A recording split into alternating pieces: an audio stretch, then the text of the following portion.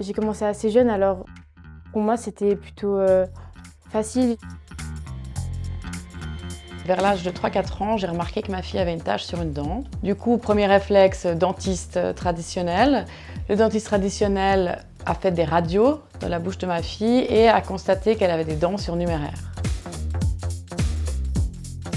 Donc nous recommandons un contrôle vers l'âge de 6-7 ans chez l'orthodontiste. C'est le moment que les dents de lait commencent à tomber et les dents définitives commencent à sortir.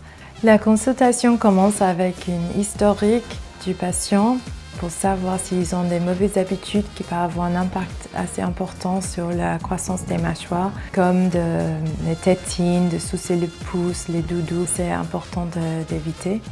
Après, cliniquement, je regarde la position et présence des dents, la façon qu'elles se touchent, donc l'occlusion, et leur croissance selon leur âge. J'ai été dans un premier temps un peu surprise de me retrouver à devoir envisager un traitement orthodontique avec ma fille qui avait 3-4 ans, alors que dans mon esprit, c'était plutôt des problèmes d'adolescents.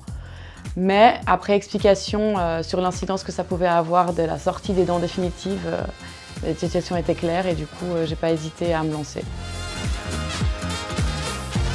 J'ai pas de mauvais souvenirs, c'était douloureux le premier jour quand on resserre, mais j'y prêtais pas vraiment attention, c'est plutôt normal.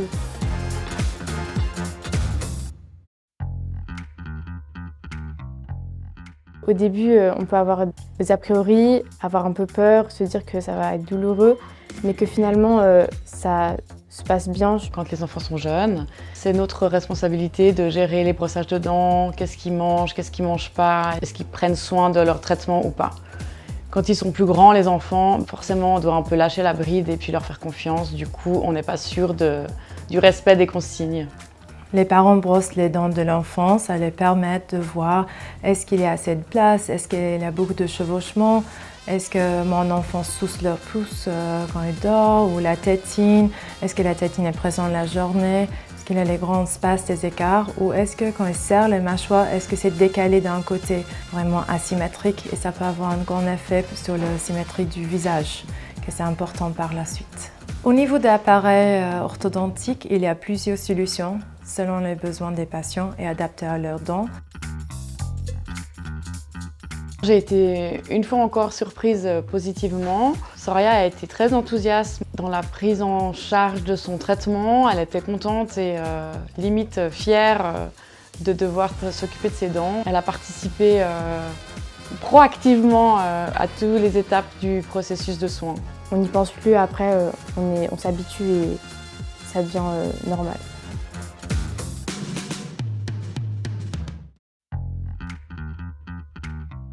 Je suis contente de l'avoir fait. C'est quelque chose qui est passé assez facilement, j'ai pas de mauvais souvenirs par rapport à ça.